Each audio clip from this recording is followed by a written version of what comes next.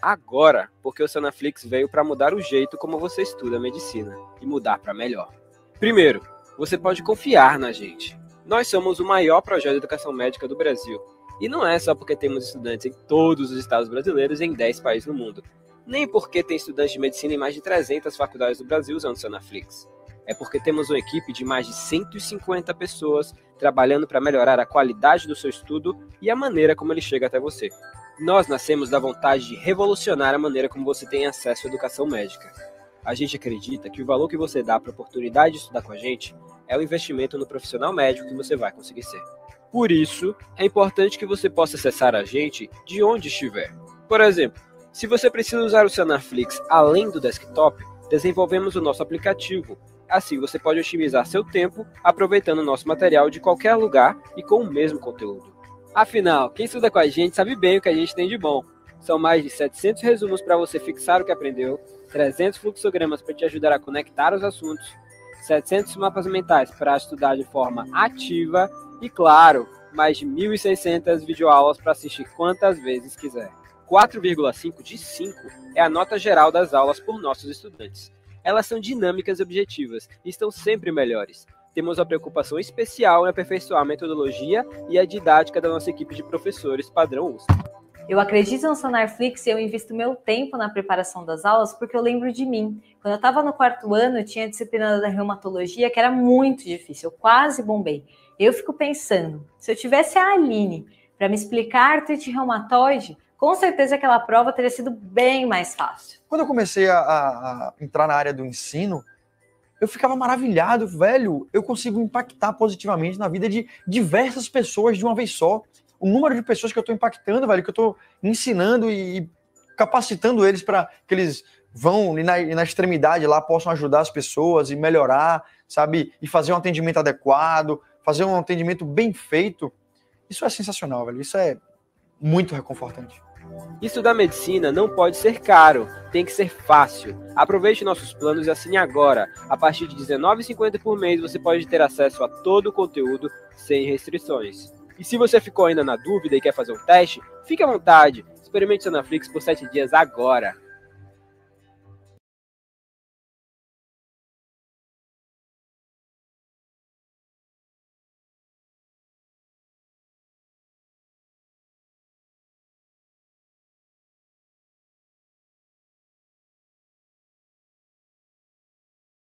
Ei, você estudante, já está sabendo da novidade? O Jaleco está de cara nova. A plataforma foi totalmente reformulada e está com um visual mais intuitivo e moderno. Com a página inicial mais organizada, você agora pode buscar por um assunto rapidamente e acessar o conteúdo por disciplinas, cursos, categorias, sistemas e vídeos, de forma simples e intuitiva. Também é possível continuar as videoaulas de onde parou e acompanhar melhor a produtividade dos seus estudos com um painel inteligente que contabiliza o conteúdo que você estudou. Além disso, o novo Jaleco tem o espaço Sala Aula para você fazer anotações em um caderno digital e acessar com mais facilidades os materiais extras, como os mapas mentais, resumos e e-books. Jaleco, a melhor plataforma para o estudante de medicina. Oferece agora uma experiência única para o seu estudo.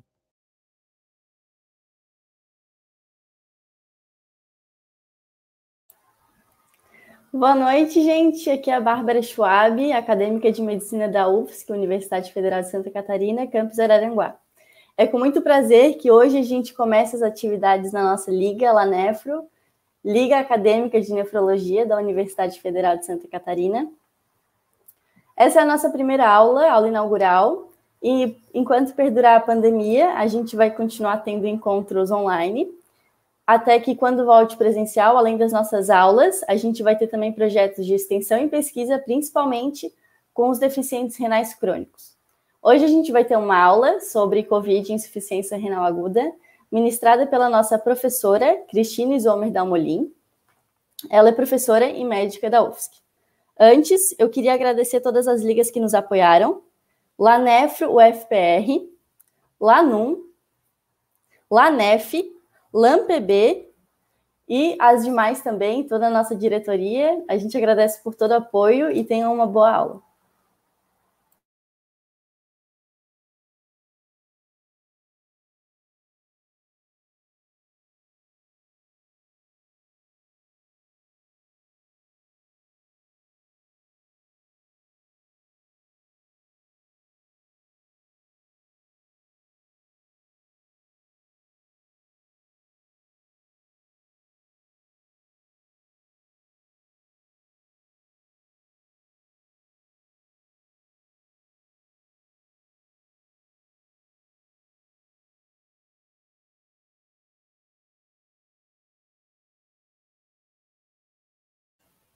A gente está tendo uns probleminhas aqui de conexão, mas a professora já vai entrar, tá bom, galera?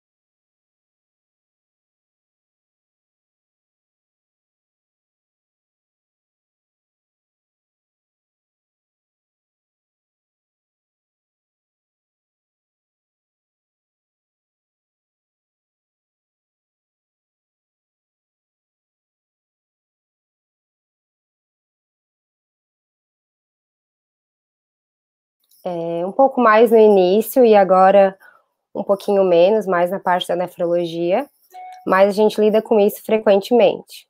Então, a convite da Bárbara e da Liga de Nefrologia, a gente vai conversar hoje sobre lesão renal aguda e COVID. Espero que todos participem e todos gostem.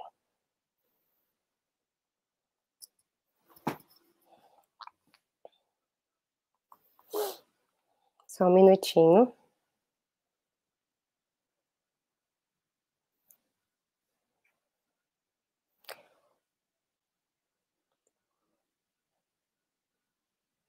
Olá, pessoal, vocês estão me ouvindo?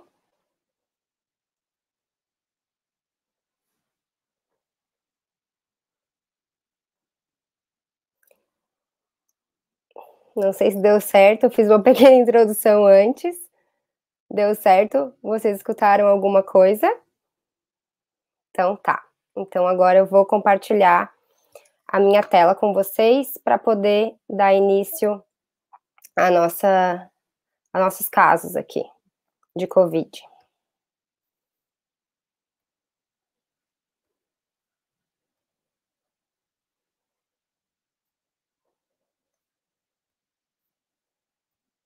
Bom, então vamos começar. Nossa aula de hoje é sobre lesão renal aguda e COVID. Foi um tema bastante abordado, né, desde o início da pandemia, todos os aspectos de lesão renal envolvendo o COVID, pelo menos na nossa área de nefrologia, e também na doença renal crônica, que a gente vai falar um pouquinho no final, e como a gente tem feito na nossa clínica, quantos casos nós tivemos até o momento, como que a equipe trabalhou. Então, vamos lá. Eu vou começar com um caso clínico. Esses casos são casos que ocorreram mesmo lá em Araranguá. E então vamos lá. JSS, 36 anos, masculino, foi transferido de outro hospital devido a um teste de COVID-19 positivo. Esse teste foi feito por coleta de suave nasofaríngeo e o paciente também estava com quadro de cetoacidose diabética. Ele era um paciente diabético tipo 1, com diagnóstico já confirmado de diabetes tipo 1 em tratamento. Ele tinha um quadro de 16 dias de evolução de sintomas gripais associados a alterações gastrointestinais, como vômito e diarreia. Ele melhorou desses sintomas gripais que ele tinha nos 16 dias precedentes à internação Porém, ele participou com vômitos persistentes e diarreia, que é bem comum a gente observar isso. Muitas vezes a gente vê os pacientes com esses sintomas gastrointestinais persistirem depois do quadro viral, de sintomas de vias aéreas, né, ou da pneumonia. E aí, por conta dessa persistência do quadro, ele procurou atendimento, 5 dias antes, prévio ao seu admissão no hospital. Ele estava em uso de ceftriaxona e azitromicina e dexametasona, que são antibióticos e corticoide, já no hospital de origem, por conta desses sintomas de Covid, e ele teve sintomas gripais prévios, né? E ele fez um diagnóstico de cetoacidose diabética, no qual ele foi transferido para Araranguá, e junto com esse quadro de cetoacidose diabética, ele tinha um quadro de lesão renal aguda. Ele, por esses sintomas gastrointestinais que ele apresentava, ele realizou uma endoscopia digestiva alta, agora, no dia 25/8, no qual mostrou uma esofagite erosiva severa e uma gastrite enantematosa erosiva moderada de fundo e antro e severa de corpo. De pregresso, além do diabetes tipo 1, ele também tinha como comorbidades hipertensão e ele também tinha apenas um rim. Ele tem, né? Ele tem apenas um rim, por agenesia. E não sabia informar as medicações de uso contínuo. Ele, então, foi admitido na UTI, pelo quadro de cetoacidose diabética e em paciente COVID com lesão renal aguda, acordado, comunicativo e sem queixas naquele momento. Ele estava ventilando em máscara de reservatório a 10 litros por minuto, eupneico e sem esforço, com uma saturação parcial de O2 de 94%, mas com a máscara em reservatório. Estava hemodinamicamente estável, sem o uso de droga vasoativa e com uma pressão em torno de 140 por 60. Exame cardíaco, exame pulmonar, normais, apesar de que no exame pulmonar ele tinha um pouquinho de murmúrio vesicular rude, o que nos infere que ele pudesse estar fazendo um quadro de congestão. O HGT da admissão era de 181, ele estava aquecido, as extremidades estavam perfundidas e sem edema. E exame abdominal sem particularidades. Os exames laboratoriais, então, dessa admissão mostraram que ele tinha uma anemia discreta, uma leucocitose discreta, com um diferencial normal, então sem desvio, as plaquetas normais, tendendo a uma diminuição das plaquetas, com plaquetopenia, a gasometria mostrando uma acidose metabólica, uma ureia de 259, uma creatina de 14,8, mostrando, então, essa lesão renal, a princípio aguda, porque desconhecia esse diagnóstico previamente. Uma fosfatase alcalina normal, TGO normal, um pouquinho discreto, aumentado, mas nada muito alterado. Um sódio ainda nos valores normais, um magnésio valor normal, e o que nos chama atenção também é o potássio de 6,9. Então, já inicialmente nesse quadro, a gente consegue ver um paciente com escórias nitrogenadas elevadas e com hipercalemia. Nos exames, ele ainda mostrava um lactato normal, uma CPK aumentada de 354, CKMB 57 e uma troponina negativa. Esses exames CPKs, CKMB e troponina, a gente faz para diagnóstico diferencial de infarto, de síndrome coronariana aguda, mas também é muito comum a gente pesquisar em pacientes com COVID, por conta de alterações tromboembólicas que eles podem apresentar. O cálcio iônico, então, um pouquinho também diminuído, bilirrubina total, direta e indireta normais, LDH aumentado. LDH, ele também é a desidrogenase lática. Ele também é bastante pesquisado em COVID, mostra-se bastante aumentado, e ele demonstra a oxigenação celular. Então, principalmente pelos quadros pulmonares, então estava bastante alterado. Uma proteína C reativa, que também mostra nos quadros de inflamação, infecção, está bastante elevado. A parte de coagulograma normal, TAP, RNI e TTPA. E o parcial de urina demonstra ali um pH normal, mas tendendo para uma acidose, que demonstra, né, a acidose que ele tinha sérica. Uma densidade urinária normal de 1020, 2 cruzes de hemoglobina, 1 cruz de proteína e 45 hemácias por campo. Esse paciente, então, devido ao quadro de scores nitrogenadas aumentada e hipercalemia, um paciente jovem com COVID, lesão renal aguda e com essas alterações laboratoriais, ele foi submetido à hemodiálise. Foi implantado catéter de curta permanência e indicado terapia renal substitutiva. Ele recebeu alta da UTI há 1 semana e ele segue realizando hemodiálise. O caso clínico 2 se trata de uma paciente da hemodiálise. Ela já estava em hemodiálise cerca de 1 mês ou 1 mês e meio antes de ser acometida pelo COVID.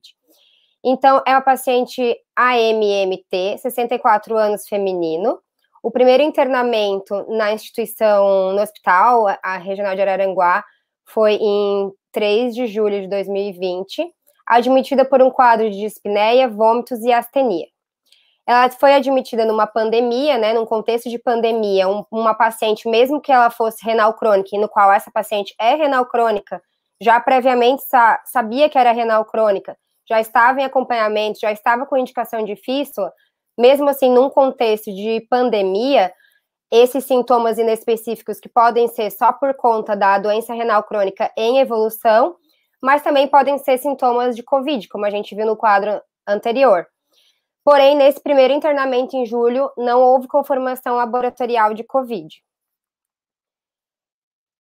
Ela foi indicada TRS nesse primeiro internamento por conta dos exames laboratoriais. Deixa eu ver esses aqui. Esses aqui eram exames laboratoriais dela, com hemoglobina de 10,2, leucócitos 12.660, a gasometria arterial 7,25, com bicarbonato de 36, então ela não tinha muita acidose metabólica, mas tinha um pouquinho, uma creatina de 7,3 e um potássio de 6,8 também.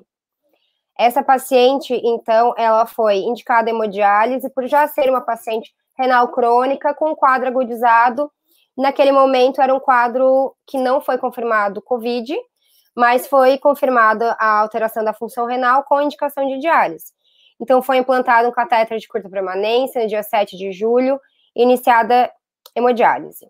Ela recebeu alta em 9 de julho em tratamento de terapia renal substitutiva em caráter de crônicos, retornando à clínica 3 vezes por semana para fazer hemodiálise. Ela reinternou, então, cerca de 1 mês e 1 semana depois desse quadro inicial, dia 13 de agosto, com um quadro de novo de dispneia, iniciado 1 dia antes, dia 12/8, aos esforços, e evoluindo para uma dispneia em repouso. Ela teve, então, né, esse internamento recente por suspeita de COVID, porém a testagem deu negativa, e ela, mesmo sendo submetida à hemodiálise, ela não tolerou a dispneia, né, a insuficiência respiratória, havendo a necessidade de realizar a intubação orotraqueal no dia 13 de agosto e transferida, então, para a UTI.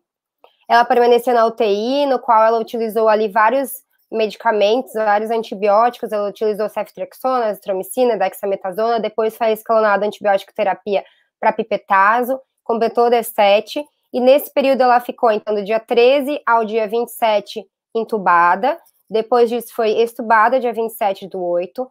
Nessa decorrência do tratamento na UTI, ela também apresentou um pneumotórax dia 13, no qual foi drenado e retirado o dreno dia 18 de agosto. Os exames laboratoriais dela durante o internamento mostravam em T. Então, o quê? Uma hemoglobina de 7,1, os leucócitos de 11.460, as plaquetas de 213.000, uma gasometria arterial com bicarbonato de 19,8, porque na insuficiência renal a gente vê normalmente acidose metabólica, nesse caso não demonstrou. Uma ureia de 129, uma creatina de 5,8, uma glicose de 452, um sódio de 135 e um potássio de 6. Por que não demonstrou, no caso dessa paciente, né, nessa admissão, uma acidose metabólica? Porque ela já estava em terapia renal substitutiva. Quando ela já está em terapia renal substitutiva, a gente oferta na hemodiálise bicarbonato. Então, o objetivo é que ela fique com os exames melhores, né, com melhor taxa de ureia, melhor taxa de creatinina, melhor controle do potássio, para ficar bem controlado e poder fazer diálise 3 vezes por semana em caráter de crônicos.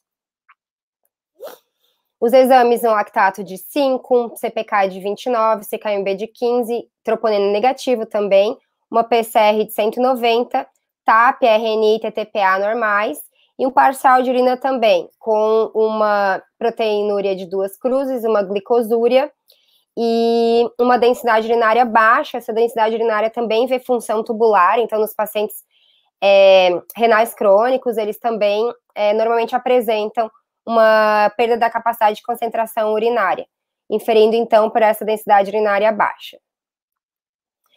Esse era o raio-x dela da admissão, então bastante infiltrado. Foi realizada uma tomografia no qual a gente vê as características lesões em vidro fosco, bilateral, e normalmente é mais periférico. Ela também tinha derrame pleural associado, também pelo componente de insuficiência cardíaca e insuficiência renal, porque derrame pleural também não é comum a gente encontrar em COVID. Mas no contexto dessa paciente com as outras comorbidades, a gente conseguiu encontrar. Então, na outra tomografia, a gente vê mais lesões periféricas e algumas delas já consolidadas. Então, o que nós vamos discutir hoje? Agora que a gente já viu esses 2 casos, um de paciente agudo, que não necessitou de intubação, que teve alta da UTI, sem intubação, mais com lesão renal aguda, e de uma outra paciente que já estava em terapia renal substitutiva, ou seja, já estava em hemodiálise e acabou sendo acometida pelo COVID. A gente vai conversar, então, sobre a introdução, o que é o COVID, a epidemiologia, a fisiopatologia, se a lesão renal aguda é um fator de risco isolado para mortalidade, o que os estudos mostram, como a gente trata a lesão renal aguda nos pacientes com COVID. Será que é diferente? Será que é a mesma coisa? Se a doença renal crônica é fator de risco para COVID e a nossa experiência no nosso centro. Então, vamos lá. Aqui tem uma contextualização retirada do JAMA, que mostra a evolução na linha do tempo do COVID. Então, até junho, né, de dezembro a junho desse ano, de 2020, quando foi publicado em julho, então mostra até junho, toda a linha do tempo e o número de casos que evoluiu durante esse período. Então, dezembro, quando China alerta sobre casos de pneumonia com mortes, janeiro, lá em 31 de janeiro, quando foi a OMS falou, né, que era um caso de pandemia, e como foi evoluindo ao longo do tempo toda essa evolução da Covid no mundo. Né? Aqui, com relação ao número de casos e os eventos, na África, nas Américas em amarelinho, na Europa em vermelhinho. Então, é bastante interessante esse artigo. Então, o que nós sabemos sobre o vírus? Nós sabemos que o coronavírus, né, os vírus da família dos coronavírus, eles compõem uma família de patógenos virais que co-infectam tanto seres humanos quanto outros vertebrados. Nós já sabemos também que tinha 2 variantes, que era da SARS e da MERS, da síndrome respiratória aguda, que ocorreu em 2003, e da MERS, que é a síndrome respiratória do Oriente Médio, que em 2012. E a gente sabe que, agora a gente sabe que existe esse novo coronavírus, que foi nomeado SARS-CoV-2, que é a sigla dele em inglês. Em 11 de fevereiro de 2020, então, a OMS oficialmente denominou a doença causada pelo vírus como Covid-19. O que sabemos da transmissão? Sabemos que em 11 de março de 2020, os artigos demonstraram que ela era uma doença com alta transmissibilidade, principalmente ocorrendo por gotículas e aerossóis. mas também ocorrendo por contato, incluindo oral, nasal e mucosa ocular. As manifestações clínicas, o que nós sabemos? Sabemos que tem duas formas, as formas assintomáticas e as formas sintomáticas. Dentre os sintomas mais encontrados são febre, tosse, mialgia, fadiga, dispneia, produção de escarro, dor de cabeça, hemoptise e diarreia. O período de incubação seria de mais ou menos 5 dias, que é o período médio de incubação da SARS-CoV-2. 7 dias é o período médio do início de sintomas até a necessidade de internação. Então, nós sabemos que o paciente deu positivo para COVID ou está com suspeita de COVID, a orientação que nós passamos é: observe a primeira semana. Se na primeira semana, 7, 8 dias, não houver piora, possivelmente não vai piorar mais, porque o pico da piora, de necessidade de internação e as manifestações clínicas ocorrem nesse intervalo de tempo. 8 dias é o tempo médio de evolução do quadro até a manifestação da dispneia. Sabemos também dos casos passados de SARS e MERS que o desenvolvimento de lesão renal aguda ocorre em 5 a 15% dos casos e tem uma alta taxa de mortalidade, de 60% a 90% dos casos prévios de SARS e MERS, que ocorreram em 2003 e 2012. Ainda sobre a epidemiologia, eu vou, ao longo da aula, citar alguns artigos que eu achei interessante e depois a gente pode estar disponibilizando para quem quiser ler eles na íntegra. Então, esse artigo do JAMA, de março de 2019, então no início da pandemia, ele avaliou as características clínicas, né, e os desfechos de 21 pacientes críticos com Covid-19 lá nos Estados Unidos. Observou o quê? Observou-se que aqui eu botei hepática, mas era para botar aqui, ó, na lesão renal aguda, que é o que a gente está falando. Então, a lesão renal aguda, ela ocorreu, né, no número de 21 pacientes, é um N bastante pequeno, mas era o que tinha naquele momento desse contexto, né, pandêmico, era tudo muito novo em março. Então, dos 21 pacientes que eles estudaram, 4 pacientes, perfazendo 19% dos pacientes, tinham lesão renal aguda. E desses pacientes, 11 pacientes, então 52%, faleceram. Ainda com relação à epidemiologia, esse artigo é um artigo chinês que fala sobre lesão renal de pacientes e morte de pacientes com Covid-19 intra-hospitalar, mostrou que é um estudo de coorte, um N de 710 pacientes com Covid-19 lá em Wuhan, 89 pacientes morreram no hospital, 12,3%. Lesão renal aguda intra-hospitalar ocorreram em 22 pacientes, apenas 3,2%, de acordo com os critérios de KDIGO, e que a creatinina estava elevada na admissão em 110 pacientes, 15,5%. 44% apresentaram proteinúria e 26,9% hematúria. Na admissão, hematúria é sangue no xixi. A fisiopatologia mostrou que uma relação entre o coronavírus e a enzima da conversora da angiotensina. Então, quando surgiu esse assunto, nós, nefrologistas, ficamos muito interessados também. A gente já sabia de que os coronavírus, eles tinham essa ligação, mas nas pandemias anteriores não houve tanta lesão renal aguda quanto nessa com o SARS-CoV-2.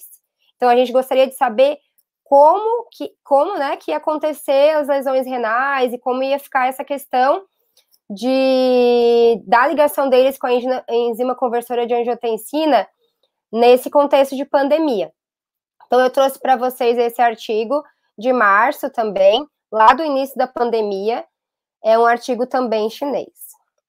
Esse artigo, ele começou a demonstrar que a ECA2 é uma aminopeptidase ligada à membrana, que funciona como receptor de SARS-CoV-2, Até aí a gente já sabia, que a gente já sabe também que a ECA tem um papel vital no sistema cardiovascular e imune, e que está envolvida na função cardíaca e no desenvolvimento de hipertensão e diabetes. Isso tudo a gente já sabe, já está estipulado que o sistema renina-angiotensina-aldosterona tem essas alterações quando tem essas complicações, melhor dizer, quando está alterado. Agora a gente tinha que saber como que o SARS-CoV-2 e a sua ligação com o ECA faria nos pacientes. Então, o que demonstrou também como é que acontece a ligação, né, através do spike, da proteína spike do vírus da ECA, e começaram-se a perguntar, será que os pacientes que utilizam bloqueadores do sistema renina-angiotensina-aldosterona, eles devem ser considerados a interrupção do uso desses medicamentos, ou será que é benéfico? Nesse momento, existiam muitas controvérsias ainda. A gente não sabia bem se deveria ser tirado ou mantido esses medicamentos que mexiam no sistema renina-angiotensina-aldosterona. Então, novos estudos surgiram para avaliar essas questões. Esse artigo surgiu, então, um pouco depois, que ele era do começo de março, e esse foi em final de março, né, dia 30 de março, foi uma carta, um special report ali, que mostrou, então, a relação, qual que era a relação entre coronavírus e ECA. E aqui os autores relataram, então, o quê? Que acontecia a interface com o sistema renina-angiotensina-aldosterona, mesmo através da ligação com a ECA, por ser um receptor viral, todo mundo já sabia disso, que ocorria essa interação entre o vírus da SARS e ECA, e tinha sido proposto como um fator potencial de infectividade. A preocupação, então, era com o uso de ECA e BRA, se há uma variação na expressão da virulência para a Covid-19. E aí, esse artigo propõe o quê? Propõe uma hipótese alternativa de que o inibidor da ECA, só para contextualizar, são esses medicamentos tipo captopril, ramipril, enalapril, tá? E os BRA, que a gente citou ali anteriormente, os BRA são os medicamentos tipo losartana, ou mesartana, que são bastante comuns a gente utilizar nos pacientes com hipertensão. Então, esse artigo propôs ao contrário. Diferente do artigo anterior, ele propôs que podem ser benéficos em pacientes com lesão pulmonar. Por quê? Porque a ECA, ela é altamente expressa em boca, língua e facilita a sua entrada por via oral. Em pulmões normais, normalmente tem uma expressão de ECA mais nas bases, e principalmente nos pneumócitos tipo 2, nas células epiteliais alveolares. Mas depois a gente vai ver que em pulmões que estão comprometidos, pode expressar em outros locais também. Além de boca, língua, que vai facilitar a entrada por via oral, e nos pulmões, que é a principal via, né, de acometimento e de sintomas para os pacientes com Covid, ele também é expresso no trato gastrointestinal e nos rins. Aí fechou o diagnóstico e todo o quadro clínico principal dos pacientes com Covid, que é lesão pulmonar ou lesões de vias aéreas, sintomas gastrointestinais e uma parcela desses fazendo lesão renal, principalmente os graves. No coração, a gente sabe também que tem ECA, que está localizado nas células endoteliais, nas células musculares lisas dos vasos miocárdicos e nos miócitos cardíacos. Isso demonstra o quê? Como eu falei para vocês anteriormente, todos os pacientes que tiveram COVID, a gente pesquisa também se eles não estão com um quadro de infarto ou um quadro de síndrome coronariana aguda. Então, a gente pesquisa troponina nesses pacientes. Tá? Vamos seguir. Aqui eu trouxe para vocês do New England, desse artigo que mostrou anteriormente, como que isso acontece a ligação. Então, aqui demonstra aqui é um pneumócito tipo 2, a célula, né, do pneumócito tipo 2, e os seus receptores da ECA. Aqui tem a enzima conversora de angiotensina. O que acontece? A proteína S, o spike do vírus, ele vai se ligar, né, com a ECA, e ela vai ser internalizada, e aí o vírus dentro de uma célula vai fazer o papel de vírus, que ele precisa de uma célula. A partir dessa ligação com a ECA, vai gerar uma cascata de outras alterações, que é a ativação de todo o sistema renina-angiotensina-aldosterona e, consequentemente, a lesão pulmonar, a remodelação miocárdica adversa, a vasoconstrição, a lesão renal e a permeabilidade vascular. Então, a hipótese desse artigo era de que, se a gente utilizar BRAO e ECA, que vai bloquear nesses locais, talvez a gente não vai ter essa cascata inflamatória e vai fazer o quê? Menos lesão pulmonar. Mas é claro que a gente não vai utilizar isso num paciente que não estava em uso. Isso é só para saber se a gente suspenderia ou não naqueles pacientes que já estão em uso desses medicamentos.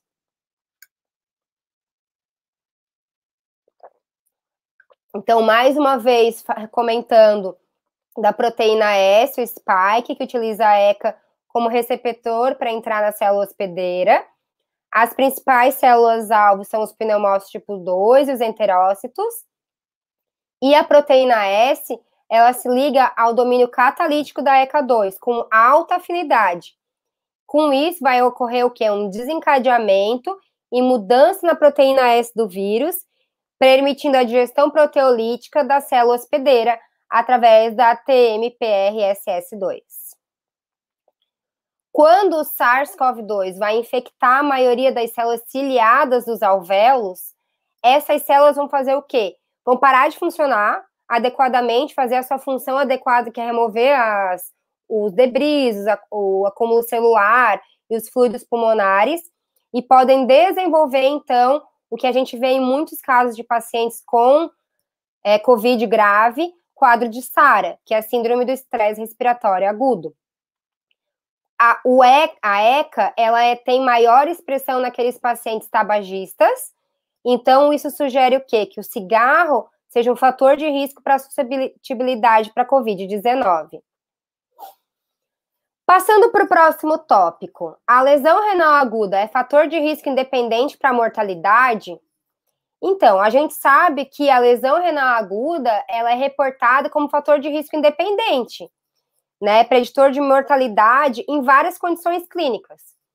Não no contexto de COVID, se tiver um paciente com uma doença X, uma pneumonia, se ele tiver uma lesão renal aguda, a mortalidade aumenta. Paciente internou por um CC descompensado, se tiver lesão renal, mortalidade aumenta. Paciente está com uma cirrose hepática, se tiver lesão renal, também vai ter uma mortalidade aumentada. Então, por que seria diferente em pacientes com COVID-19? Né, provavelmente, esses pacientes também teriam um dano maior se lesão renal aguda. O achado, então, da lesão renal, o dano cardíaco e a dor abdominal são as principais comorbidades relatadas pelo COVID-19. Por quê? Porque, como a gente viu anteriormente, é onde mais tem expressão de ECA. Então, sugerindo o tropismo por esses órgãos. No rim, a ECA é expressa onde? Na borda luminal proximal das células tubulares. E em menor grau nos podócitos. Ela não tem expressão nos glomérulos ou nas células mesangiais. A lesão renal aguda, naqueles pacientes com SARS, ela ocorreu em quase 92% dos pacientes que faleceram da doença. Então, inferindo que provavelmente teria uma prevalência aumentada também nos pacientes com SARS-CoV-2. Como que vai correr, então, a lesão renal aguda? Bom, ainda há dúvidas. O mecanismo exato é incerto, porque a lesão renal ela é composta por vários mecanismos. Então, muitas coisas podem estar contribuindo para a piora da função renal do paciente. Quais são os mecanismos propostos até então? É a infecção viral direta, devido aos efeitos do sistema renina-angiotensina-aldosterona e essa ligação pela ECA. A instabilidade hemodinâmica dos pacientes. Então, paciente que está com necessidade de droga vasoativa, com pressão muito baixa, com falha de bomba cardíaca. Coagulopatia, então, quando tem mecanismos de maior tromboembólicos, né? A tempestade inflamatória, com maior níveis de citocinas. E seriam esses os mecanismos propostos de lesão renal.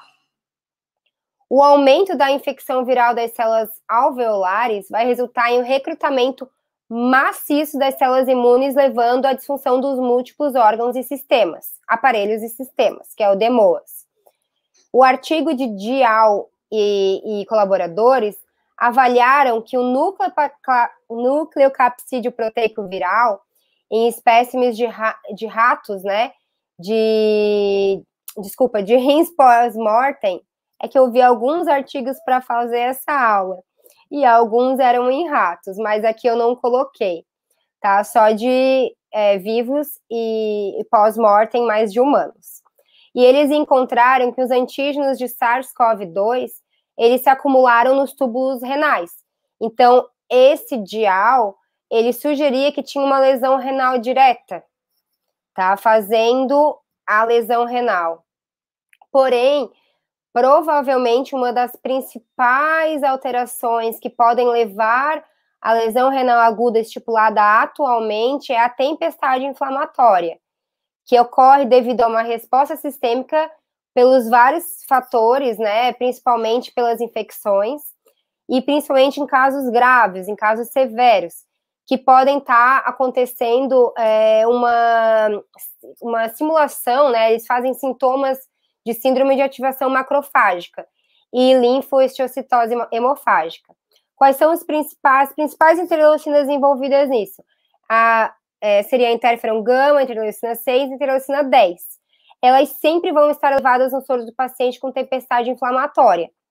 A secreção de interferon gama vai fazer o quê? Vai ativar as células imunes, incluindo os macrófagos, e os macrófagos ativados vão ativar mais citocinas, além das que já sempre estão alteradas na tempestade inflamatória, vai fazer outras citocinas, como interferon, o TNF-alfa, interleucina 6, interleucina 10 novamente. E o TNF-alfa, que é o fator de necrose tumoral, ele vai desencadear sintomas gripais, como febre, fadiga, mal-estar, e ele, então, explica muita coisa, né, do que a gente vê no COVID, e é responsável pela síntese de proteínas de fase aguda e dano pulmonar. Também explica muita coisa do que a gente realmente vê no COVID mais grave. As proteínas de fase aguda, então ferritina, PCR, que a gente pesquisa, estão normalmente elevadas. E o dano pulmonar, que vocês já sabem. Como a gente vai avaliar se o paciente tem uma possível lesão renal aguda? Estudos adicionais pequenos, eles revelaram que os pacientes normalmente já na admissão têm proteinúria, né, que é proteína na diurese, e hematúria, que é sangue na urina. Isso era muito comum, quase 40% dos pacientes já na admissão apresentavam-se dessa maneira. O que os estudos nos mostram, então? Esse estudo, ele é um estudo americano que demonstra como que aconteceu a lesão renal aguda em pacientes hospitalizados com COVID. Os dados coletados de março a abril de 2020 incluíam um N bem expressivo de 6.477 pacientes. Até então, aquele trabalho anterior lá de Wuhan, que foi o primeiro que teve, tinha só 22 pacientes, um número super baixo de lesão renal aguda, não fazia muito sentido, porque a gente estava observando que eram muitos pacientes necessitando de diálise, o mundo inteiro, né, observando isso, e principalmente os Estados Unidos. Eles observaram os dados de hospitais da rede Northwell Health com o diagnóstico de COVID-19, e desses 6.477 pacientes, 5.449 pacientes entraram na análise da corte.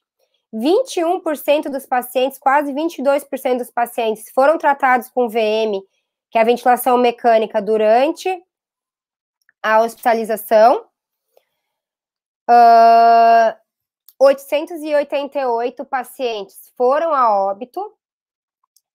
3.280 pacientes, 60% é uma prevalência bem alta, né?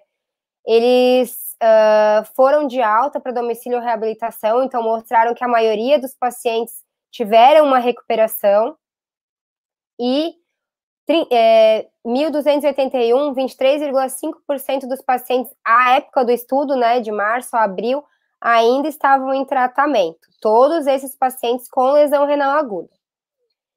1.993 dos 5.449 pacientes que estavam na coorte, perfazendo um total de 36,6%, desenvolveram lesão renal aguda durante o internamento. Os estágios que os pacientes desenvolveram, principalmente, foram o estágio 1, estágio 2 e estágio 3, na proporção, principalmente, estágio 1, a maioria dos casos, de 46%, estágio 2 em 22%, estágio 3 em 31%. Só para vocês conseguirem entender, porque eu imagino que várias pessoas não saibam, a gente classifica a lesão renal aguda, né, a insuficiência renal, em alguns estágios. Então, a gente utiliza principalmente duas variáveis, assim, dois critérios para a gente conseguir estratificar o grau que o paciente está de lesão renal aguda. Bom, inicialmente estava falando de lesão renal aguda e eu nem expliquei o que é lesão renal aguda, né? Na verdade, a lesão renal aguda é o quê? Quando ocorre uma cessação abrupta do funcionamento renal, que a gente vai poder ver em pacientes que tenham uma alteração das escórias nitrogenadas, que vão ser traduzidas em ureia e creatinina, basicamente, creatinina, e que tenham e podem ter também uma diminuição da diurese, então uma diurese diminuída.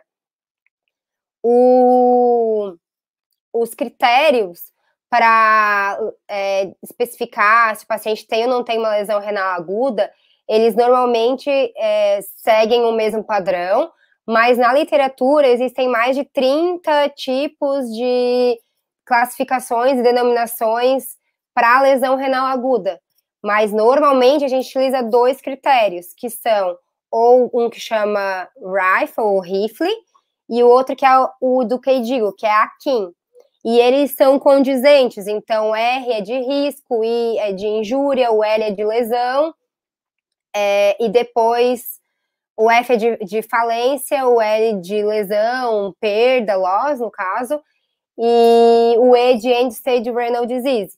E o AKIM é classificado ali como está esse estudo, em grau 1, grau 2, grau 3.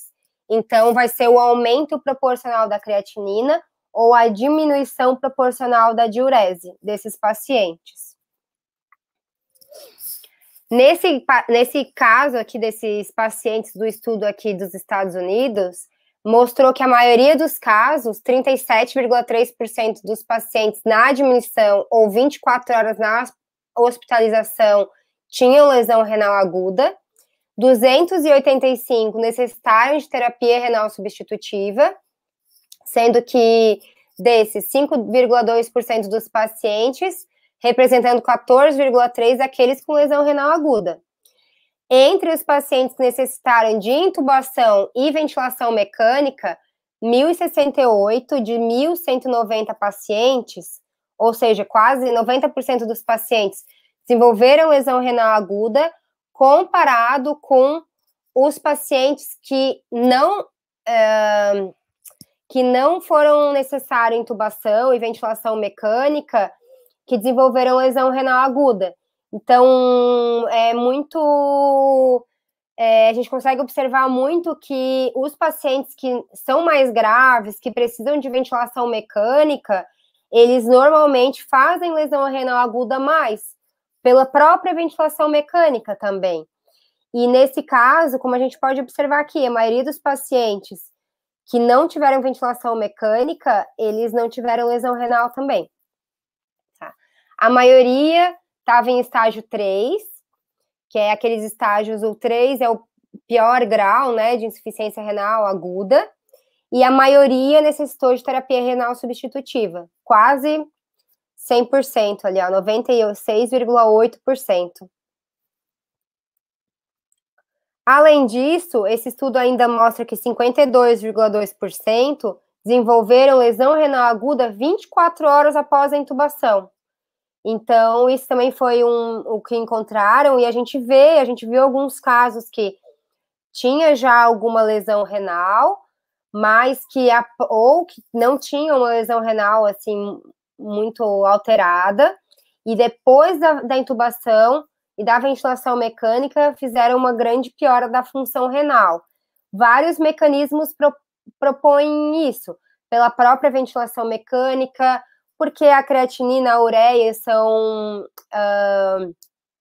marcadores, né, de lesão renal tardios, então após um dano, uma hipoperfusão renal, ou até ter a lesão mesmo celular e fazer aumento da creatina, pode ter aí uns 3 dias de intervalo. E observou-se também que o tempo médio de ventilação mecânica para iniciar a terapia renal substitutiva foi de 0,3 horas. Então, assim, praticamente intubou, foi para diálise. Aqui, a gente observa nesse estudo os principais fatores de risco. Então, a gente vê, nesses que têm um valor de P menor que 0,01, são os mais estatisticamente significativos. Então, observamos que a idade dos pacientes, né, foi um fator predominante. Se for homem, também tem mais tendência à piora. Naqueles pacientes, com relação à raça, cor, não houve muita diferença, porém observou-se aqui no 0,03 que os classificados nos americanos como os miscigenados, né, eles tiveram também uma tendência a maior fator de risco. Diabetes, hipertensão e doença cardiovascular também são importantes. Nós temos uma tendência a também aqui, ó, da obesidade, a gente observa que não está com um P significativo nesse estudo, mas é uma tendência a ser um fator de risco. E também aqui a ventilação mecânica e o uso de drogas vasoativas e uso de Ecobra. Então, provavelmente pela comorbidade prévia. A conclusão, então, desse estudo foi que 36,6% dos pacientes internados desenvolveram a lesão renal aguda, uma taxa maior que na China e nas outras áreas, como a gente falou, né? Os estudos da China eram poucos dados, é muito estranho tudo isso, que os dados chineses, né? A relação temporal entre a intubação e a ventilação com a lesão renal aguda vão sugerir o quê, então? Que o paciente desenvolve uma NTA. O que é uma NTA? É uma necrose tubular aguda. É o principal tipo de lesão renal que ocorre no contexto de lesão renal aguda. Principais fatores que levam a uma NTA é a hipóxia, né, a hipoperfusão renal e a nefrotoxicidade direta. Então, provavelmente decorrentes do contexto, nesse contexto de colapso sistêmico e tempestade inflamatória. Então, agora estamos já há algum tempo, né? Esses estudos aí saíram lá para junho, julho. Esses estudos já estava nesse momento a gente entendendo um pouco mais como que acontecia a lesão renal. Porque antes acreditava-se que era lesão direta do vírus. E a gente não tem observado isso, pelo menos não nos últimos estudos. Aqui, eu trouxe também alguns estudos mostrando o quê? Mostrando biópsias renais, tá? Esse estudo aqui foi um estudo também americano, em que eles demonstram o caso de uma mulher afro-americana de 44 anos, que tinha um histórico prévio de diabetes com mau controle, hipertensão, dislipidemia e nefropatia diabética. Ela já tinha alteração de nefropatia diabética prévia. A creatinina basal dela, citada aqui depois, era de 1,4, então ela já tinha um grau de insuficiência renal crônica. Ela deu entrada com febre, piora da tosse, que ela vinha apresentando há alguns dias, e dor em flancos. Na admissão, ela já tinha uma creatina de 4. Então, ela tinha uma doença renal crônica agudizada, da creatina basal dela de 1,4. E aqui é uma relação proteína-creatina urinária de 3,9 mg/grama, que também é alterado. Durante o internamento, isso aqui demonstra a perda de proteína na diurese, na urina. Durante o internamento, houve uma piora clínica e laboratorial da paciente. Ela fez uma biópsia renal e ela necessitou de terapia renal substitutiva durante esse internamento. Esse artigo, só para citar, ele foi de abril de 2020. Essa era a biópsia renal dela, que demonstrou o quê? 24 glomérulos foram captados na biópsia, 14 glomérulos estavam completamente esclerosados e não foram encontradas partículas virais. Então, a gente sempre, mesmo na microscopia eletrônica, a gente também achava-se que poderia ser encontrado. Por quê? Porque alguns estudos pós-mortem de biópsias renais, eles encontraram partículas virais nos órgãos, né, nos rins desses pacientes já falecidos. Mas nessa paciente não foi encontrado. Então, eles chegaram a uma conclusão que era uma glomerulopatia colapsante em uma paciente afro-americana com Covid, que apresentou rápido declínio da função renal, sem demonstrar partícula viral no contexto. Foi o primeiro estudo com biópsia de rim vivo, de paciente em vida. Aqui eu trouxe uma série de outras biópsias renais em pacientes com Covid-19, realizadas nesse local, né, na Universidade de Colômbia, no período de 13 de março a 1º de junho de 2020. Nesse estudo, foram feitas 14 biópsias de rins nativos e 3 de rim transplantado. A indicação de biópsia renal, de acordo com o artigo, seguia a indicação de biópsia renal clássica. Então, ou se não tinha certeza de diagnóstico, ou se tinha uma proteinúria, ou uma hematúria, ou uma glomerulonefrite rapidamente progressiva para investigar a causa. Foram feitas, nesses cortes das lâminas da biópsia, hibridização in situ para RNA do SARS-CoV-2 e foi feita a RNA-scope nos pulmões infectados por Covid-19 para controle, para ter como controle se tinha ou não alteração na biópsia do RNA, né, da hibridização do RNA do SARS-CoV-2 nesses rins. O que tiveram de resultados? 17 pacientes, então, entraram no estudo, 12 eram homens. Então, a gente observa aí alguns estudos demonstrando a prevalência maior nos homens, a média de idade de 54 anos, variando de 22 a 72 anos. Desses, 12 eram negros, 3 brancos, 1 asiático e 1 hispânico. Os Estados Unidos, eles fazem bastante divisões, né? Com relação aos rins, então, novamente, citando 14 rins nativos e 3 rins de enxerto, transplantados. 16 pacientes dos 17 tinham uma ou mais comorbidades, como hipertensão, diabetes, malignidade, teve outro transplante de órgão sólido, lúpus, eritematoso sistêmico e hepatite C. Um paciente só tinha lesão renal aguda. 2 eram ex-tabagistas, mas não tinham histórico, eles não faziam um tratamento para enfisema ou doença pulmonar obstrutiva crônica. 8 pacientes tiveram pneumonia leve, um paciente era assintomático, com predomínio de sintomas gastrointestinais. E a creatina basal era normal em 6 pacientes.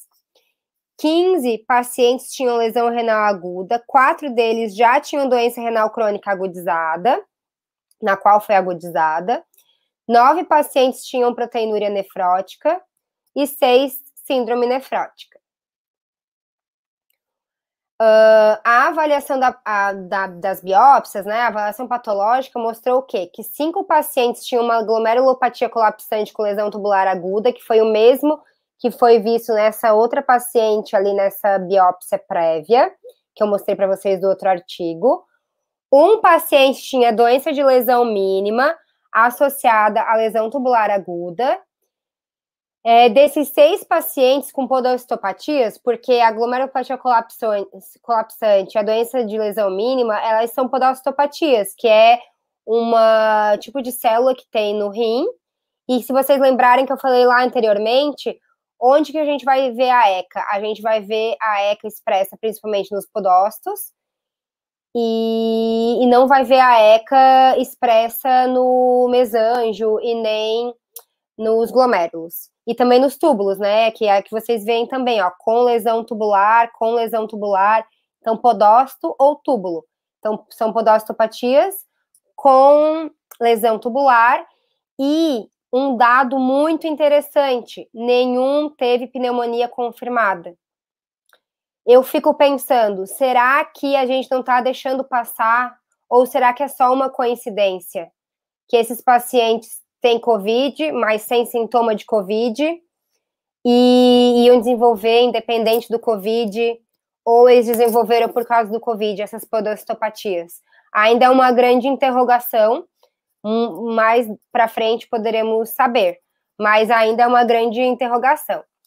Nenhum paciente apresentou evidência de microangiopatia trombótica, porque também foi muito falado tanto da lesão renal direta, que ocorria, que também não foi demonstrado em muitos casos, quanto uma possibilidade de ter microtrombos fazendo uma microangiopatia trombótica nos rins. E o que foi observado é que não era isso que acontecia. Provavelmente era necrose tubular aguda mesmo, então tinha lesão tubular, e em alguns casos, se biopsiado, poderia ser encontrada glomerulopatia. Esse aqui é um outro estudo, esse aqui é um estudo do Irã, que também fez uma revisão da lesão renal aguda em Covid-19.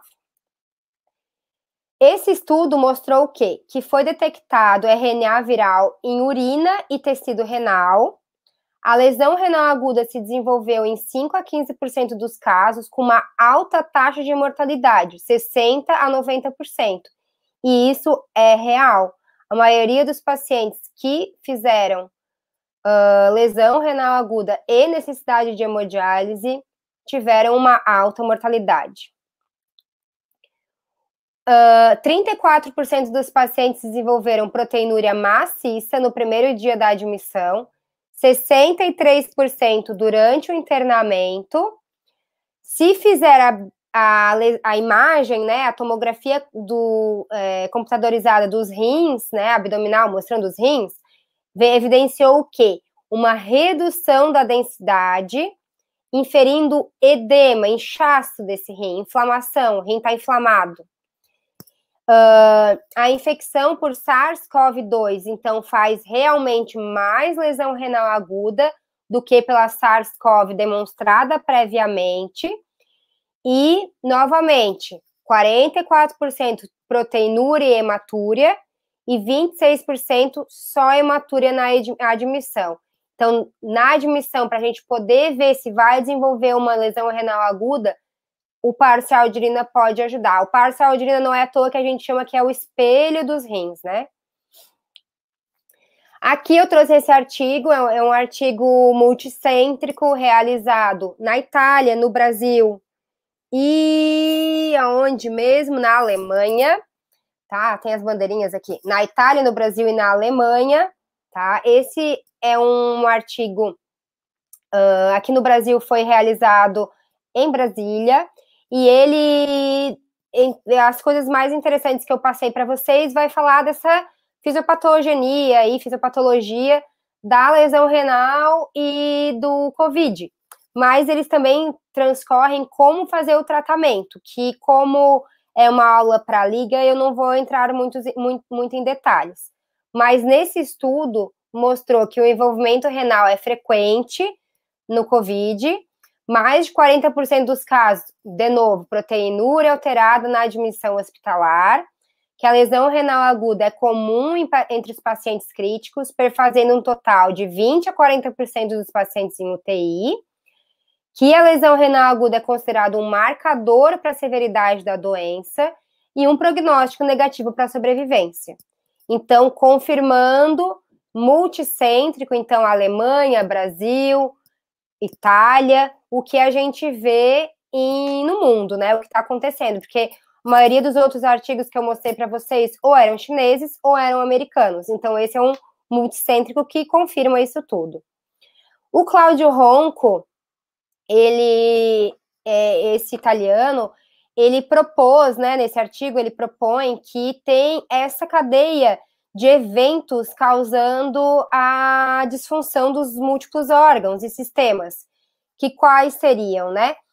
A infecção pelo SARS-CoV vai fazer a hipovolemia, causando alteração pulmonar, dano endotelial, alteração dos podócitos, alteração em túbulos proximais, alteração mitocondrial e alteração aguda tubular, com necrose tubular aguda, e tudo isso está interligado, tá? Tudo isso vai fazer alteração pulmonar, que vai fazer uma hipervolemia, vai fazer alteração, renal, que vai fazer uma hipervolemia, levando a uma piora da pneumonia, porque o paciente já está com uma pneumonia, então os alvéolos eles já estão ocupados por debris celulares, por restos de secreção por conta da pneumonia, e além disso, pela disfunção renal, causando uma hipervolemia.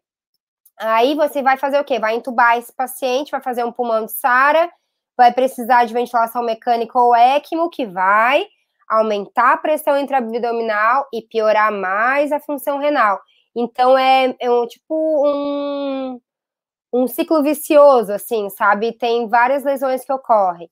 Além disso, a pneumonia também vai fazer a tempestade inflamatória, que a própria tempestade inflamatória vai fazer mais lesão renal, e assim continua o ciclo. E também a hipercoagulabilidade, né? Tudo causado ali pelo vírus, causando todas as alterações endoteliais, com microtrombos, em vários locais do corpo, como coração, como rins, embora não seja demonstrado, e, conforme eu falei, danificando o rim, hipervolemia, e fazendo mais alterações. Então, o que eu posso resumir para vocês dessa figura é que o SARS-CoV, independente se tiver sintomas leves, sem sintomas, ou sintomas leves, ou com muitos sintomas, pode fazer todas essas alterações. Como, então, vamos tratar a lesão renal aguda nos pacientes com COVID-19? Bom, CRRT é uma modalidade de diálise contínua, tá? Ela é muito utilizada em países de primeiro mundo, chamados de primeiro mundo. Então, é bastante comum encontrarmos, principalmente na Europa. Lembrem-se que a maioria dos estudos são ou europeu, ou americano, né? Ou chinês. Então, ela foi bastante empregada no SARS, no MERS e na sepse, até hoje é. Diálise precoce ou tardia. Não parece ter diferença na indicação precoce ou na tardia de pacientes com COVID-19, ou seja, não sai dialisando, o vírus não sai, não sai as toxinas, não sai no dialisador, tá? SLED é uma modalidade de terapia renal substitutiva em que o paciente fica a continuação é um dia e meio de diálise, assim, contínuo. A SLED são algumas horas, então até mais ou menos 10 horas, a gente considera uma modalidade aceita também para fazer a terapia renal substitutiva desses pacientes. Porém, no Brasil, nós temos o quê? Um problema sério de disponibilidade de máquinas que possam fazer as diálises lentas, ou a SLED, que é um pouco mais lenta. O que nós temos disponível é a hemodiálise intermitente, em que a gente faz cerca de 4 horas, 2 a 4 horas de hemodiálise.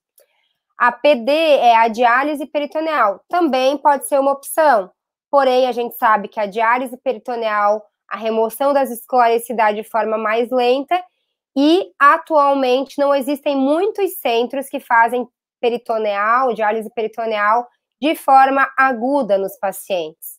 Então, no Brasil, a maioria dos centros tem feito hemodiálise intermitente nos pacientes com COVID devido à disponibilidade de máquinas. E também pelo número de pacientes. Digamos, se o teu hospital tem uma máquina para fazer hemodiálise lenta e tem 3 pacientes necessitando de diálise, sendo que a hemodiálise lenta vai ser por um dia ou 2 dias quase fazendo diálise, não vai ter maquinário suficiente para todos esses pacientes. E equipe também, que isso é um tema muito importante que a gente vai falar lá no final. A doença renal crônica é um fator de risco para a COVID? Então, o que os nefrologistas se preocupam com isso? O que a gente recomenda para os nossos pacientes que já estão em doença renal crônica?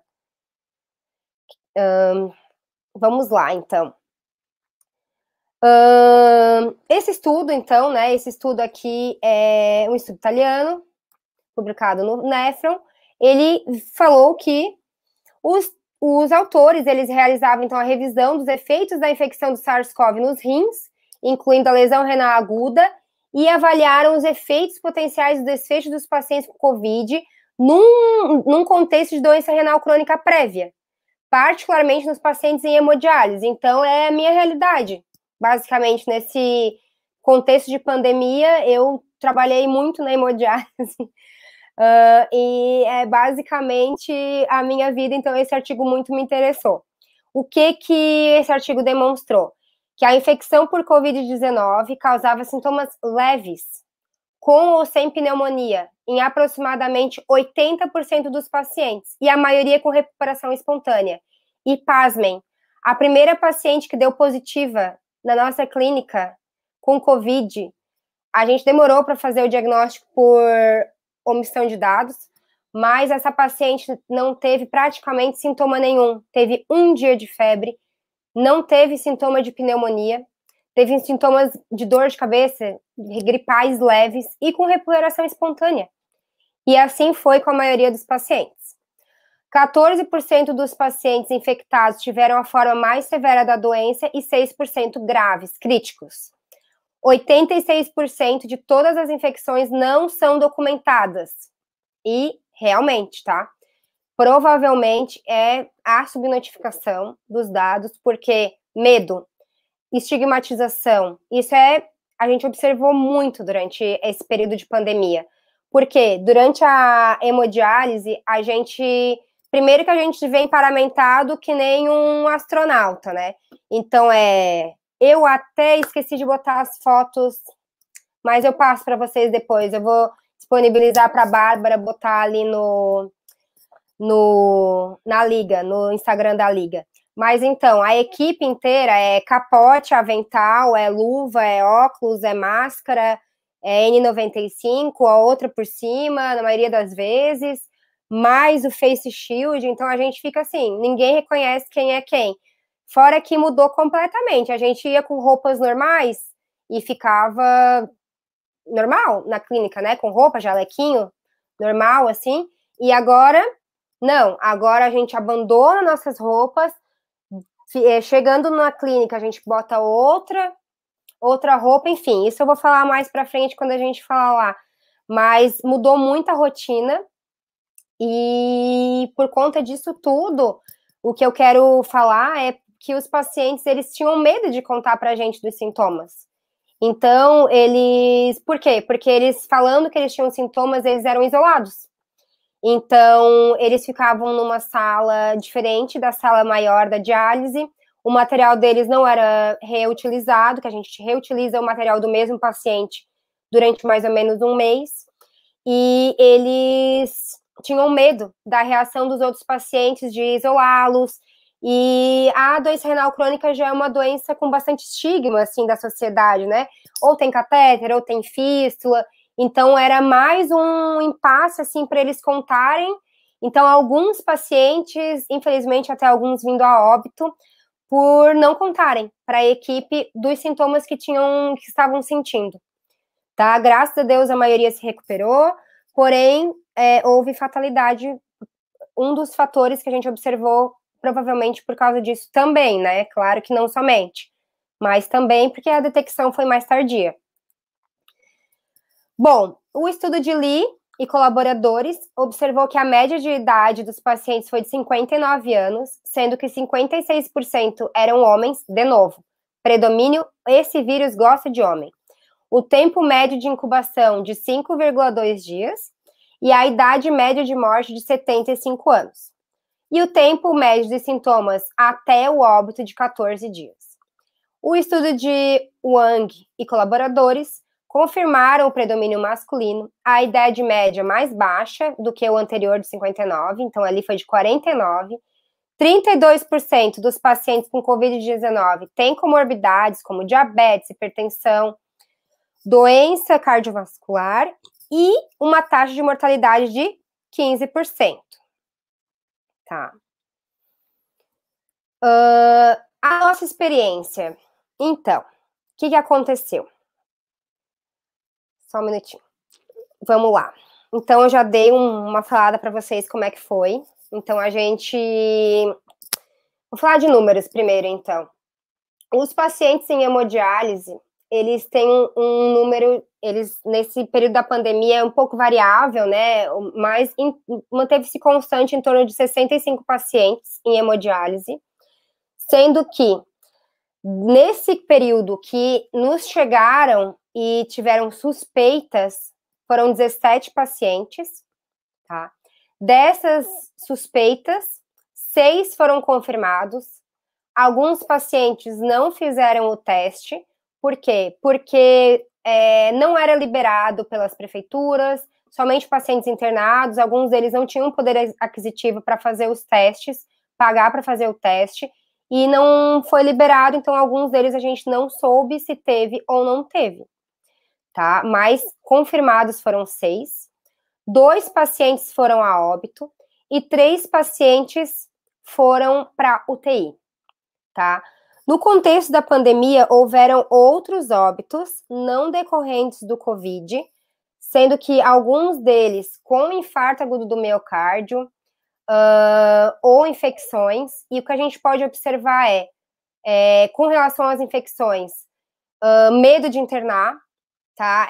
Você pede para o paciente internar, não quer internar porque tem muito Covid, então a condição clínica ali, a infecção vai piorando e até que chega um momento que não tem mais o que fazer. Infartos sem Covid, mas provavelmente secundários a estresse, além, né, de ser a principal causa de morte nos pacientes em hemodiálise, ser o quadro, né, da cardiovascular, mas o estresse e todo esse problema que gerou pode ter contribuído também. Isso é uma análise minha, né, não fiz um estudo. Mas, e desses pacientes que foram para UTI, os nossos pacientes em diálise, né, os crônicos que foram para UTI com Covid, foram 3 e 2 foram a óbito. Sendo que um desses que foi a óbito, um desses já teve uma suspeita prévia que não se confirmou e já tinha um quadro mais arrastado, e o outro paciente foi um quadro que demorou cerca de 10 dias para contar dos sintomas, sendo que essa paciente provavelmente não conta dessa vez porque ela já teve sintomas prévios lá no início da pandemia e a gente já deixou isolada, então a gente suspeita que talvez não tenha contato né, por conta dessa estigmatização. Dos pacientes que a gente dialisou na UTI, dados de julho para frente, 32 pacientes, e atualmente um paciente em terapia renal substitutiva na UTI em Araranguá somente, tá? Da equipe, 15 pessoas trabalham na clínica, né, de nefrologia, 6 suspeitas e 6 confirmados. Nenhuma hospitalização, nenhum óbito, nenhuma complicação, todos já estão de volta ao serviço, tá? Então, eu quero agradecer, eu vou abrir um tempo para perguntas e é isso. Oi, prof, boa noite. Oi, boa noite. Tudo certo, João? Tudo certo. Primeiro eu quero te agradecer pela aula, foi incrível, né? Muita coisa legal. Assim. Gostaram? Vocês gostaram da aula? Bom. Eu vou pedir licença de 1 minuto para abrir a porta e eu já retorno. Só 1 minutinho. Tá certo. Então, pessoal, vocês podem colocar as perguntas de vocês aqui no chat, já tem algumas.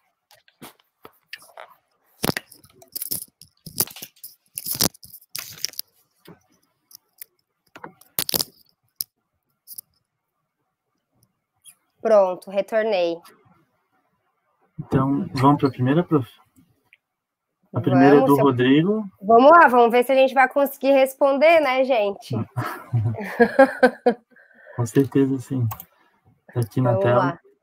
Como é o acompanhamento do paciente renal crônico que faz a diálise na UTI?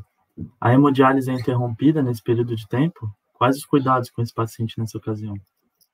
Então, eu posso te dizer da nossa experiência lá em Araranguá, né, que é o que eu vivi. Primeiro que a UTI geral, inicialmente a UTI geral virou uma UTI Covid, só entrava paciente Covid lá na UTI geral, tá? E aí lá na UTI geral, que era onde os pacientes Covid ficavam internados, tem 10 leitos e 4 pontos de água para fazer hemodiálise. Porque para a hemodiálise a gente precisa ter uma água ultrafiltrada e limpa para ter uma condutividade adequada para liberar a máquina. Não pode ser a água normal da instalação que a gente vem tranquilo. Tem que ter uma água adequada. Então, para chegar nos leitos que fazem, a gente tinha disponibilidade de 4 leitos na UTI geral para fazer a hemodiálise. Aí, com o contexto da pandemia, aumentou o número de casos e eles transformaram a UTI geral, a UTI Covid na UTI geral de novo, então só internava pacientes não Covid. E a clínica médica, que é o setor da clínica médica, foi transformado numa UTI. Então, os quartos, cada quartinho era um quarto de um paciente, e ali tiveram muitos pontos de água e muitos pacientes continuaram dialisando. Tá? Então, não era interrompida, os pacientes que já eram os crônicos continuavam dialisando e fazendo a diálise na UTI, né? Fazendo diálise na UTI, porque imagina, tu não consegue trazer para sala de diálise paciente com ventilador, com entubado, e nem tem como, né? Porque imagina tu aerosolizar tudo isso e contaminar geral. Então, os pacientes que estavam em uso de... E aí, aqueles pacientes que estavam internados, por exemplo, na infectologia, e precisavam de diálise, porque ocorreu também, ou paciente com suspeita de Covid, os nossos pacientes, aqueles várias suspeitas que tiveram, como é que a gente fez? A gente separou em outra sala.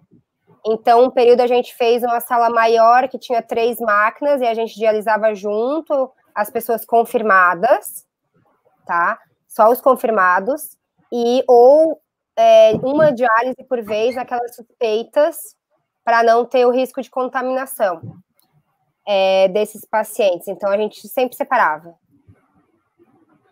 E não utilizava o material ia fora, né? E próxima diálise de novo. Quais os cuidados? Os cuidados eram esses. Então, assim, o técnico que ia fazer, ou o enfermeiro, que ia fazer a sessão de diálise, é feita por um técnico ou um enfermeiro, que faz a sessão de diálise. Liga a máquina, instala o paciente e faz a prescrição que a gente prescreve, né? Então, como que acontece? Vai todo paramentado, da cabeça aos pés, faz todas as diálises que precisa fazer, terminou a diálise, casa. Vai para casa, não volta para dialisar os pacientes da clínica. E é isso. Daí, se eu precisava passar catéter em algum paciente, é a mesma coisa, paramentada e normal, só que paramentada. E o cuidado maior que a gente tentava ter é com relação aos outros pacientes, assim. E aí, a orientação, a gente fez um protocolo da clínica lá no início da pandemia, quando nem tinha caso ainda. A gente fez um protocolo baseado nas orientações da Sociedade Brasileira de Nefrologia, o CDC americano, enfim, todas as regulações ali que diziam qual tipo de máscara, o que precisava utilizar, para a gente poder fazer a diálise de forma mais segura possível, assim. Então, todas as suspeitas desde o começo, mesmo em caso leve, que assim, todo mundo falava, isso não é Covid, mas a gente não conseguia nem o teste, a gente 14 dias isolado. E do início dos sintomas até o final, esses 14 dias que fazia diálise, ficava isolado. Não, a gente não misturava com o resto do grupo.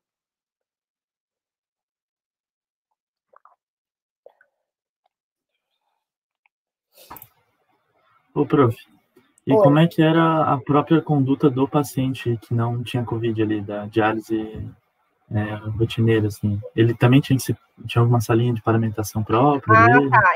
Não, então, o que aconteceu? O primeiro que a gente permitiu o acesso de paciente e familiares, assim, pelo menos na sala de espera, não na sala de diálise, mas na sala de espera podia vir familiar, maior quantidade de circulação de pessoas. Então, desde o início, a gente já avisou que a gente não iria permitir a entrada de familiares e nem outras pessoas que não fosse o próprio paciente dentro da clínica. Então, eles ficavam esperando fora do hospital. Porém, a gente sabe que ocorreu um certo aglomero. Por quê? Porque muitos pacientes realizam a diálise em Araranguá, mas são de cidades vizinhas. Então, tem gente de Timbé do Sul, de Turvo, enfim, de toda a região, Arroio, enfim, que vem com transporte público. Então, a prefeitura vai ceder o transporte para vir para diálise, que como eles fazem diálise em caráter crônico, 3 vezes por semana, alguns a família não consegue trazer. Então, eles vêm com o carro da prefeitura e aí acaba que pode não ter um distanciamento adequado, mas a gente, desde o começo, orientou, a gente primeiro que botou dispenser de álcool em vários locais que já não tinha antes, previamente. Os cuidados, a gente já tinha o cuidado de lavar a mão, lavar a fístula, a gente reforçou tudo isso para entrar na diálise, todos com máscara. A gente permitiu máscara de pano, normal, para os pacientes, até pelo custo, né, para conseguir custear isso. A gente teve algumas doações de máscara que a gente disponibilizou para os pacientes também que não conseguiam comprar ou não conseguiam fazer a máscara de pano.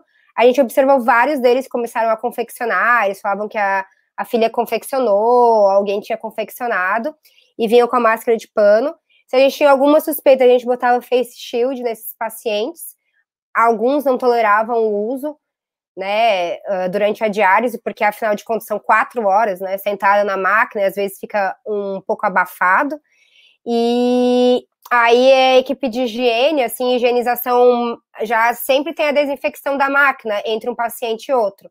Mas aí foi otimizado, né, essa limpeza. Então, poltrona, tudo foi muitas vezes limpado, assim, com mais frequência. Tudo isso. Interessante. A próxima pergunta é da Beatriz. Só que a gente não pedia, assim, para eles irem com uma roupa especial, mas, é importante, a gente pediu, a gente não disponibilizou mais lençol e nem coberta, essas coisas durante a hemodiálise. A gente pedia para eles trazerem a deles e levarem para casa. Então, para não ter risco, né, de contaminar nem nada, então cada um trazia o seu e levava e trazia, toda a sessão tinha que trazer. Eles também, a gente pediu para eles fazerem isso. Outra coisa, a clínica, além dos médicos e enfermeiros, técnicos de enfermagem e enfermeiros, a gente também dispõe de nutricionista, assistente social, equipe de limpeza, que foi muito importante nesse momento, e também nutricionista, assistente social e psicóloga, tá? Então, esses serviços de nutricionista, assistente social e psicóloga, a gente fez em caráter de à distância, né? Então, a gente pediu para os pacientes entrarem em contato com eles através de WhatsApp mesmo, disponibilizando o WhatsApp delas, né? Assistente social, da nutricionista e da psicóloga, para poder o paciente entrar em contato e elas não precisarem vir à clínica e assim ter mais no começo da pandemia. Aí depois que deu digamos, a gente soube mais como que era a transmissão, deu uma controlada e elas começaram a voltar também para a clínica. E os médicos, grande parte da equipe de médicos tem fatores de risco e idade maior de 60 anos. Então, com isso, sobrou para quem é mais jovem e sem comorbidades. Então, eu trabalhei bastante principalmente, abril, fechou, a escala foi só eu. E também por conta disso, nesse primeiro momento, porque eu era a única médica que estava fazendo a hemodiálise, eu precisei, algumas vezes a gente fazia todos os pacientes 3 vezes por semana, então dialisava 65 pacientes segunda, quarta e sexta. Aí, às vezes, a gente terminava a diálise em horários nada nobres, como 2 da manhã, ou horários assim. Ou, às vezes, a gente fazia diálise 2 vezes por semana para diminuir também o risco de contaminação. Depois, naquele período que grande parte da equipe ficou contaminada tudo junto, então saiu 5 pessoas juntas, assim, a gente também reduziu o número de vezes que os pacientes vinham para a hemodiálise. Não é recomendado fazer isso com uma certa frequência, mas a gente orientou os pacientes que, se necessário, era para vir em outros horários, que a gente disponibilizava a clínica, mas sem tanta circulação de pessoas, para tentar dar um stop, assim, dar uma parada boa na contaminação. Porque nesse período, muita gente acabou falecendo, os 3 foram para UTI, 5 pessoas da equipe ficaram contaminadas, assim, tudo junto. Então, a gente, pelo amor de Deus, a gente vai ter que dar uma parada, ou todo mundo vai se contaminar, porque meio que não tinha mais muito o que fazer, o espaço físico já estava limitado, sobrou eu e os médicos, ninguém ficou doente, né, nesse período, ninguém pegou Covid, mas sobrou só 3 enfermeiros, assim, para 60, imagina, 2 semanas, 3 enfermeiros dando conta do recado, mais a UTI, mais os pacientes que dialisam na UTI geral, que não é só Covid, né, não é, a vida continua, apesar do Covid, tem outras coisas, então, assim, a gente precisou tomar algumas medidas, assim, de extrema urgência para parar a contaminação e para poder conseguir lidar, assim, com isso, até mesmo para evitar a estafa da equipe também. Tá. A próxima pergunta é da B. Sim. Em quais casos os exames laboratoriais são suficientes para a indicação de hemodiálise? Eles são sempre suficientes ou há casos com indicação necessidade de outro tipo de exames complementares? Então, as indicações clássicas de hemodiálise são 4, que é hipercalemia, né, o potássio elevado, sem melhorar com medidas clínicas. Então, você pode fazer esse medicamento, né, para baixar o potássio, e não melhora, daí é uma indicação. As clássicas, né. A hipervolemia, então, se o paciente está em edema agudo, ou está com dispneia nas arcas, assim, sem urinar, isso é uma indicação também, com necessidade de diálise. A síndrome urêmica, que é quando tem as escórias elevadas, associado com o quadro de síndrome urêmica, que é, né, conjunto de sinais e sintomas, então pode ter náuseas e vômitos incoercíveis, é variado, mais comum, assim, são náuseas e vômitos, vários graus de encefalopatia urêmica, desde sonolência até coma, convulsão, pericardite urêmica é bem comum, sangramentos também é comum encontrar, e faltou uma acidose metabólica, também refratária às medidas clínicas, tá? Essas são as clássicas e seguiu esse padrão também para COVID. Então, paciente que tinha hipercalemia, que não melhorava, ou que tinha uma síndrome urêmica, ou que tinha uma congestão. Então, você seguiu o mesmo padrão, assim, de indicação para casos não COVID. E exames complementares básicos são os exames laboratoriais, ureia, creatinina, potássio, gasometria arterial, são esses, assim. Tem outras indicações de diálise, né, mas as clássicas são essas. Outros distúrbios hidroeletrolíticos, mas o que a gente vê mesmo é na rotina, assim, mais dia a dia, é isso mesmo. Ô, prof, complementando a pergunta da Bea, tem um critério, um score, assim, que divide a lesão da insuficiência, a acidose metabólica um pouco mais acentuada ali pelos exames? Sim, a gente sabe que o valor normal, né, de pH é de 7,35 a 7,45, né, então tudo abaixo disso é acidose, e se tiver uma acidose menor que 7,10, é uma acidose grave, né, aí se for metabólica tu vai ter um bicarbonato baixo, bicarbonato também menor do que 10, também é mais grave, não necessariamente sempre. E vai ter o contexto todo do paciente, né? Então, tu vai ver como o paciente tá, ele provavelmente vai estar hemodinamicamente instável, com droga vasoativa, com outras coisas que você já tá fazendo todo o tratamento, tá usando antibiótico terapia, tá otimizando o volume, tá adequado, ele não tá desidratado, tá tentando fazer ele urinar, né? Se tá com um pouca diurese, para tentar deixar um balanço hídrico assim normal, mas não tá melhorando. Então, os casos assim com pH menor que 7,10, normalmente são os mais graves, mas não necessariamente. Pode ser que o paciente tenha um pH de 7,2 e esteja bem grave. Né, então vai depender, mas na maioria das vezes. E se o paciente tiver com pH lá de 6,9, 6,8, é praticamente morte celular, inviável com a vida. Então, quanto mais tu sabes que esse pH ali menor que 6,8, 6,9 já é morte celular apoptose geral, então tu não vai deixar chegar nesse nível, né, para indicar. Então, são níveis mais elevados, para tu ter um bom desfecho desse teu paciente. Daí afetaria outros órgãos? Afeta. Seria mais sistêmico, assim, sim, também? Esses pacientes que estão com acidose não, né, geral, pode ter disfunção de múltiplos órgãos e sistemas e com apoptose celular generalizada mesmo, com vários órgãos. Então, normalmente não é só o rim que está acometido, ele provavelmente já deve ter lesão hepática, se tu vê clinicamente o paciente, ele vai estar com as extremidades frias, mal perfundidas, então vai ter todo um contexto clínico ali do paciente.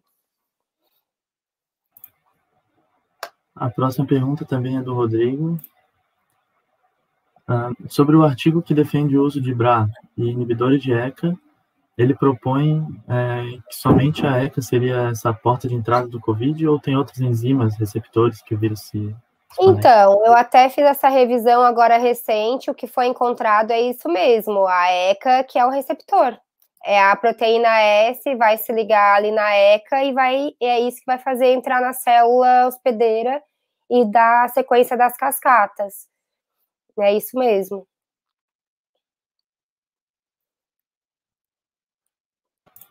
A próxima é da Bea. Pessoal da participativa. Perguntas boas. Qual seria a relação entre o LRA e o VM? A VM em si predispõe o paciente à lesão renal aguda ou não tem relação com a VM? Mas sim com um quadro mais agravado. Isso é uma pergunta bem boa. Então, sim, pode ser causa e consequência, digamos assim, né? A gente sabe que os pacientes que vão para VM e têm lesão renal aguda são os pacientes mais graves, né? Então, normalmente eles vão fazer necrose tubular aguda e tempestade inflamatória, que vão para VM. Mas a própria ventilação mecânica com uma pressão, um PIP que a gente fala, uma pressão para expandir o pulmão, assim, e manter ele não colabado, muito alta, pode aumentar a pressão intraabdominal, e aí aumentando a pressão intraabdominal vai ter menor perfusão renal também. Então, isso tudo afeta, além da NTA, tempestade inflamatória e da instabilidade hemodinâmica que acontece nos pacientes que já são mais graves, que vão fazer a lesão renal, também tem aquela questão de piorar por conta da ventilação mecânica também.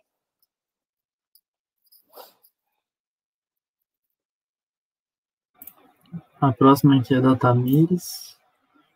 O uso da heparina na hemodiálise pode ter sido fator decisivo nos casos de COVID? Tem algum estudo que mostre fator positivo nos pacientes renais crônicos?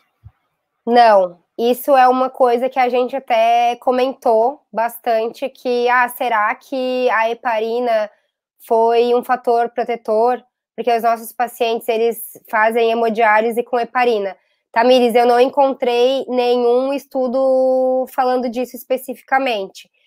Inclusive, assim, a dose que é utilizada para heparina nos estudos, aquele grupo da USP que ficou bem famoso, todo mundo deve ter visto a aula, né, que foi proposta, o uso da heparina, era uma dose nem profilática e nem tratamento para trombose. Então, era uma dose intermediária que os pacientes utilizaram, né, e não sei, mas pelo que eu não tenho um estudo específico de população renal, mas o que a gente pode observar, que eles viram naquelas biópsias renais, e é que, apesar de ter a proposta de microangiopatia trombótica, nenhum rim encontrou microangiopatia.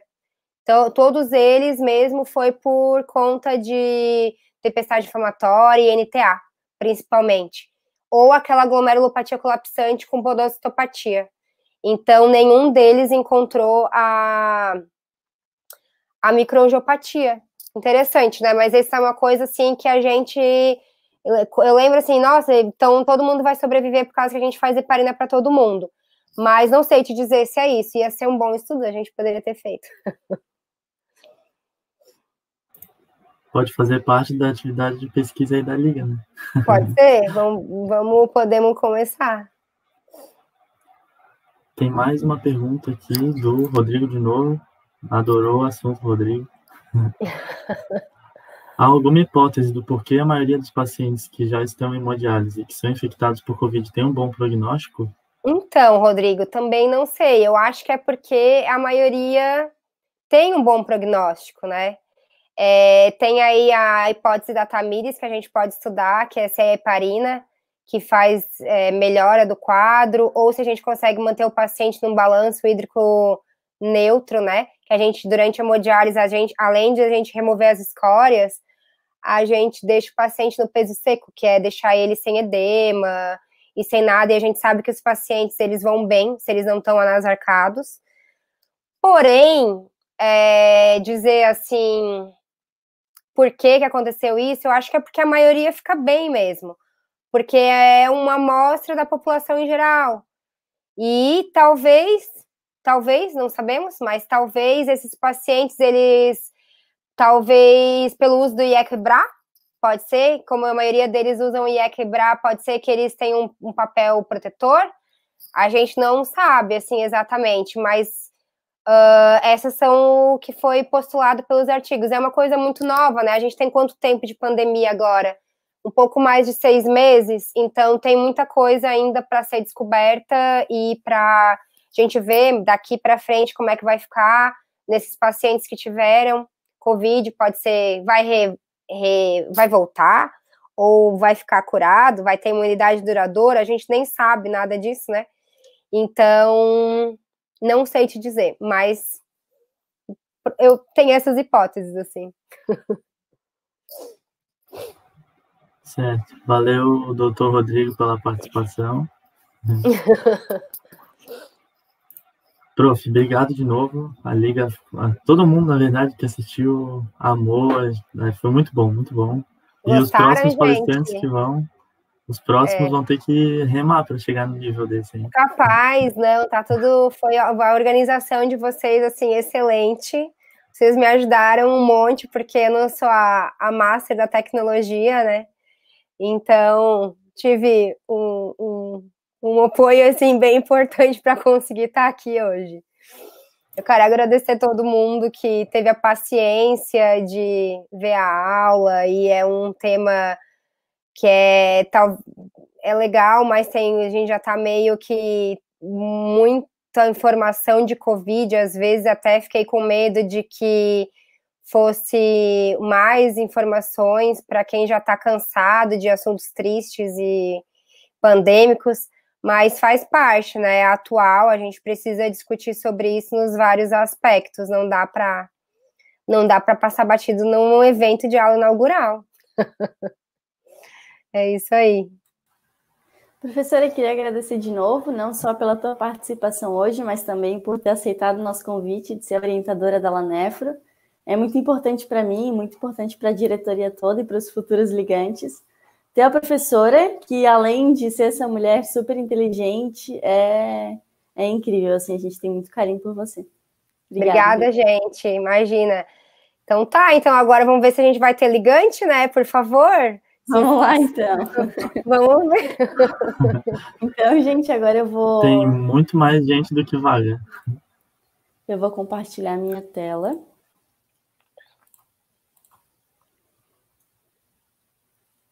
Vocês estão vendo minha tela? Não, ainda não.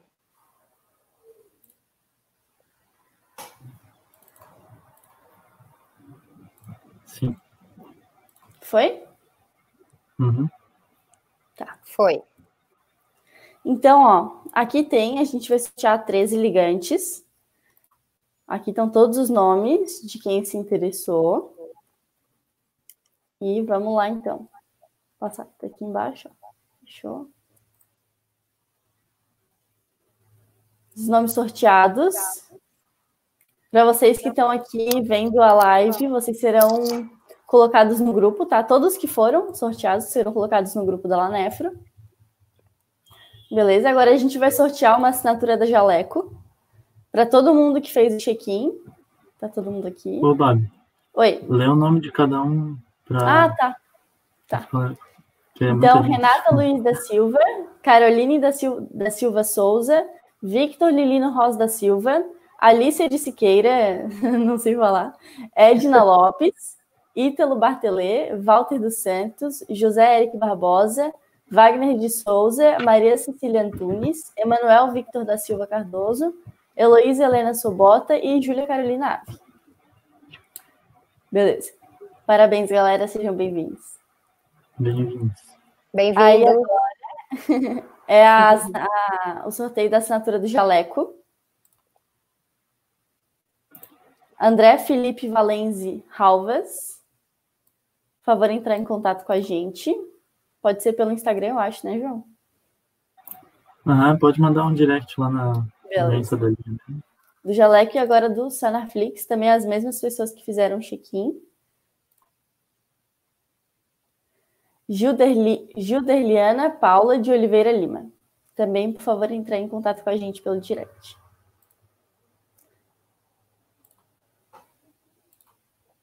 Então, gente, muito obrigada a todos pela participação. Espero que tenham gostado e que tenha sido uma aula bem proveitosa. Muito obrigada, professora. De nada. Boa noite a todos. Boa noite. Obrigado, prof. Obrigado.